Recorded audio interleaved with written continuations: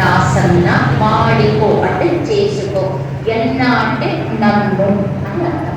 దాసన్న మాడికో ఎన్న. ఎవరిని అడుగుతున్నాము? స్వామి సాసిరనామద వెంకట రమణ. విష్ణు సహస్రనామంలో సహస్రనామాలు వస్తాయి కదా, ఆ ఒక్క సహస్రమే కాదు, నువ్వు అనంత అనంత సహస్రనామాలు కలిగినటువంటి వాడివి వెంకటేశ్వర. సాసిర నామద వెంకట రమణ దాసన్న మాడికో ఎన్న.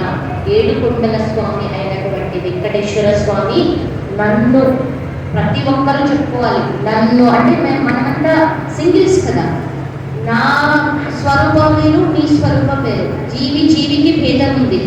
నేను వేరు, మీరు వేరు, మైక్ వేరు, కూలర్ వేరు, అవునా? జడ వస్తువులు వేరు, జీవులు వేరు, జీవుల్లో ప్రతి జీవికి కూడా భేదం ఉంది. నాలాగా మీరు ఉండరు, మీలాగా అమ్మాయి ఉండదు, అమ్మాయిలాగా వాళ్ళు ఉంటారు, అవునా?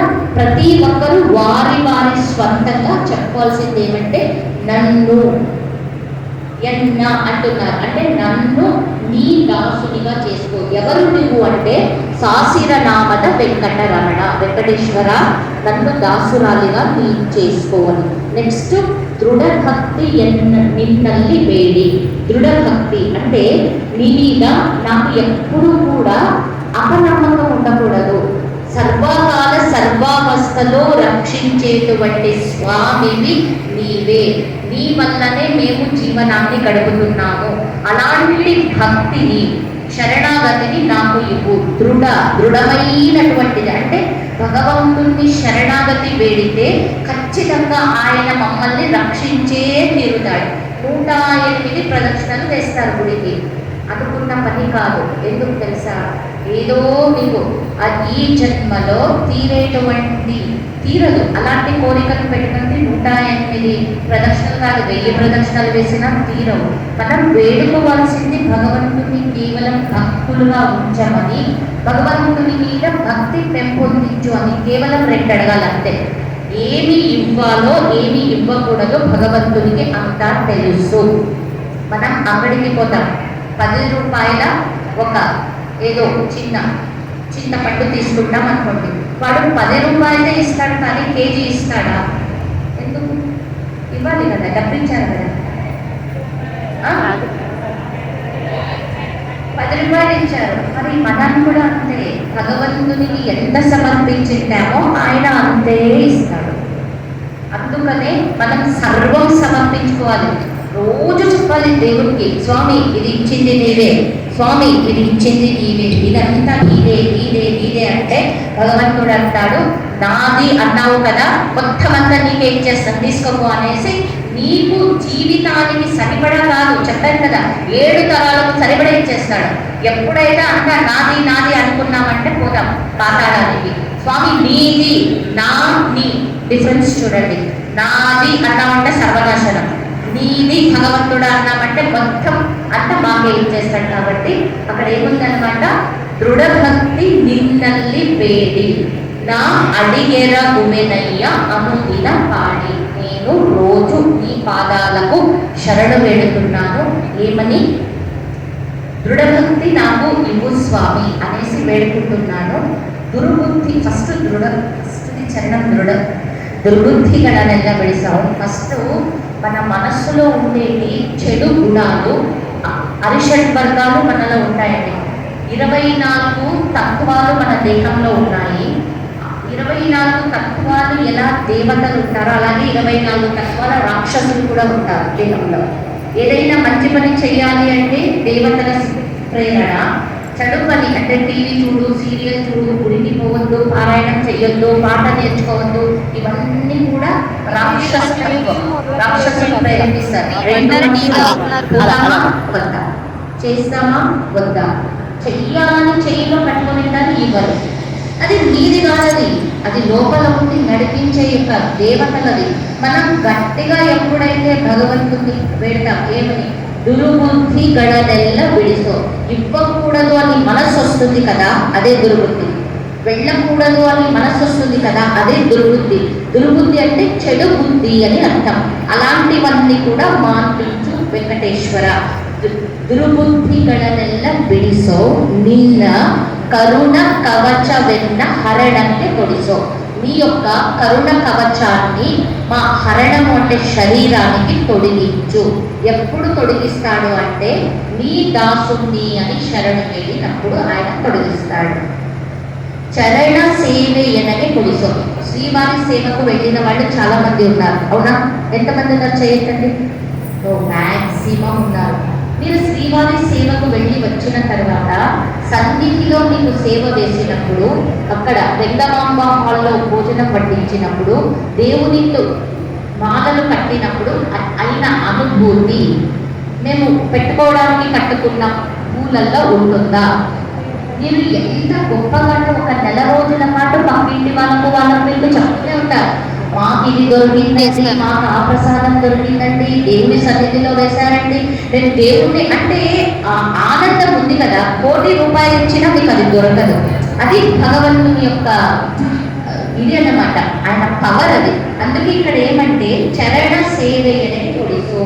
నీ చరణాల సేవ, నీ భక్తుల సేవ, నీ సేవ చేసేటువంటి అవకాశాన్ని మాకు కల్పించు స్వామి అని వేడుకుంటే ఆయన కొడిసో అభయ, భగవంతుని యొక్క అభయ హస్తం ఉంది కదా, కర పుష్ప ఎన్న శిరగల్లి ముడిసో. నీ యొక్క అభయ హస్తం ఉంది కదా, నా శిరస్సు మీద నువ్వు పెడితే ఇడీ మొత్తం జీవితం అంతా నేను సంతోషంగా ఉండగలను స్వామి. ఎప్పుడు ఇది వస్తుంది అంటే నేను నీ దాసుని, దాసన్న మాడికో ఎన్న అనే భావన మనలో కలిగినప్పుడు, ఈ దుర్బుద్ధిಗಳల్లా వెళ్ళిపోతే, ఈ చెడు గుర్తులంతా వెళ్ళిపోతే ఏమడుగుతాం భగవంతుడి అంటే బంగ్లా ఇవ్వు, కార్ ఇవ్వు, ఇంజనీర్ అల్లుడివ్వు, డాక్టర్ కోడలివ్వు అని అడగం. దృఢభక్తి నిన్నల్లి వేడి భక్తిని కోరుకుంటాం. అప్పుడు దృఢభక్తిని మనం కోరుకున్నాం. దృఢం అంటే స్థిరంగా ఉండాలి. భగవంతుడే రక్షిస్తాడు. భగవంతుడు చూడండి, డాక్టర్ వేలల్లో లక్షల్లో పెడతారు, చివరిగా చెప్పేది ఏం చెప్తారు తెలుసా డాక్టర్? అమ్మ, దేవుని మీద భారం వేశాము, బ్రతికితే బ్రతికింది అనుకొని ఇంటికి తీసుకువెళ్ళండి, ఇంకా మా చేతుల్లో ఏమీ లేదు డాక్టర్ చెప్పేస్తాడు. అందుకే ధన్వంతరి వైద్యో నారాయణో హరి అని చెప్తారు. అంటే భగవంతుడే వైద్యుడు. అలాంటి భగవంతుడిని డాక్టర్ రూపంలో చూసుకొని మనం భగవంతుడిని వేడుకోవాలన్నమాట. చేతులు ఎత్తేస్తారు వాళ్ళు, లక్షలు పెట్టింటారు, కానీ మా చేత కాదు, చేతుల్లో లేదు, మొత్తం భగవంతుడి మీద దయ, భగవంతుడి మీద భారం వేశామని చెప్తారు. కాబట్టి మనం అందరం కూడా దృఢ భక్తితో భగవంతుడిని వేడుకోవాలి. తర్వాత అడిగెరగుదెనయ్యా, నీ శిరస్సు అని చెప్పలేదు ఇక్కడ. ఎప్పుడు చూసినా శరణాగతి వేడాలి అంటే భగవంతుని పాదాలను ఆశ్రయించాలి, భగవంతునికి శరణు వేడాలి, ఆయన చరణ స్మరణ మనం చేయాలి. కాబట్టి అడిగెరగువేనయ్యా అనుదిన పాడి, అనుదిన అంటే రోజు దాసన్న మాడిపైన పాడాలి, మన ఊపిరి ఉన్నంత వరకు. అందుకే అనుదిన పాడి కడగండి లేకెట్టిన నోడి. స్వామి ఎలా అంటే ఇలా సైడ్ చూపుతో చూస్తాడట, అలా చూడొద్దు స్వామి. ఆయన ఎలా చూసినా మేము ఉద్ధారం అయిపోతాం అనమాట, ఇంకా మా బతుకులన్నీ బాగా పడిపోతాయి అనమాట. అలా చిన్న చూపు మమ్మల్ని చూడొద్దు, నువ్వు దుర్యోధనాదులను చూసినట్టు చూడొద్దు. కరుణా దృష్టితో అర్జునుడిని, పాండవుల్ని ఎలా సంరక్షించావో అలా మమ్మల్ని చూడు స్వామి అని వేడుకొని, కొడు నిన్న ధ్యానవ మన శుచి మాడి. ఈ ధ్యానం మేము ఎలా చేయాలి అంటే భగవంతుని ధ్యానం మనస్సు శుద్ధితో చేయాలి. ఎప్పుడైతే మనస్సు శుద్ధిగా ఉంటుందో అప్పుడు భక్తి భావం పెరిపొందుతుంది. కళ్ళు మూసుకుంటే వెంకటేశ్వర స్వామి కనిపిస్తారు, రూపం కనిపిస్తుంది, లక్ష్మీదేవి రూపం. శివుణ్ణి ఆరాధిస్తే శివుని రూపం, అమ్మవారి ఆరాధన చేస్తే అమ్మవారి రూపం. అలా మనకు కనిపించాలి అంటే మనస్సు శుద్ధితో ఉండాలన్నమాట. అలా మనస్సు శుద్ధితో నాకు నీ భక్తిని ఇవ్వు అని. చివరికి మొరే ఒక్కవర కావ బిరుదు. ఎవరైతే మొరే అంటే రిక్వెస్ట్, మనం ఎవరైతే వెళ్ళి భగవంతుని వేడుకుంటామో, మొరే ఒక్కవర కావ అంటే వాడు రక్షించిన ధ్రువ వచ్చి అడిగాడు స్వామి దర్శనం 6 నెలల్లో అయింది. ప్రహ్లాదుడు చిన్న 5 సంవత్సరాల బాలకుడు, ఆ బాలకుడిని రక్షించడానికి నరసింహ అవతారాన్ని దాల్చాడు భగవంతుడు. అంటే వీళ్ళంతా దృఢ విశ్వాసంతో భగవంతుడిని నమ్మారు. 5 సంవత్సరాల ధ్రువునికి కానీ 5 సంవత్సరాల ప్రహ్లాదుడికి కానీ భగవంతుడు అనే జ్ఞానం లేదు. వాళ్ళ తల్లి చెప్పింది వెళ్ళి దేవుణ్ణి అడుగుని అంతే. దేవుడు ఎక్కడున్నాడని వెతుక్కుంటూ వెళ్ళిపోయాడు. అది దృఢ విశ్వాసం. అలా మొర పెట్టుకున్నటువంటి ప్రతి భక్తునికి కూడా ఇక్కడ భగవంతుడు ఆపద ముక్కులు వాడి రక్షించాడు. మొరే ఒక్కవర కావద్దు ఎన్న మరయని రక్షణೆ మాడయ్య పొరెదు. ఎన్న అంటే మమ్మల్ని, సింగులర్ నన్ను అనే అర్థం వస్తుంది. మొరే ఒక్కవర అంటే ఎవరైతే శరణు వేడుతారో, ఎవరైతే మొర పెట్టుకుంటారో వాళ్ళను రక్షించినటువంటి బిరుదు నీకు ఉందయ్యా. గజేంద్రుడు ఏమన్నా పెద్దనైన కొడుక, ఏమన్నా చిన్న పిన్ని కొడుక గజేంద్రుడు భగవంతుడికి. వాళ్ళ గజేంద్రుడు 1000 సంవత్సరాల పాటు పోరాడతాడు ఆ ముసలితో. ఎవరైనా వచ్చి రక్షించాడా? లేదు. ఎప్పుడైతే నా చాత కాదు నారాయణ నువ్వే దిక్కు కావవే వరద అని అక్కడ ఉండేటువంటి సరస్సులో ఉన్న ఒక కమల పువ్వు, అంటే కమలం అంటే కలువ పువ్వుని తీసుకొని పైన విసిరేస్తాడు. స్వామి నువ్వు నన్ను రక్షించు, వచ్చేస్తాడు గరుత్మంతుడిని వేసుకొని. ఆయన మనం చుట్టమా? ఆయనకి కాదు. అక్కడ ఆర్ధనాదన ఉంది, నువ్వే కాపాడుతావు అనే ఒక భక్తి ఉంది.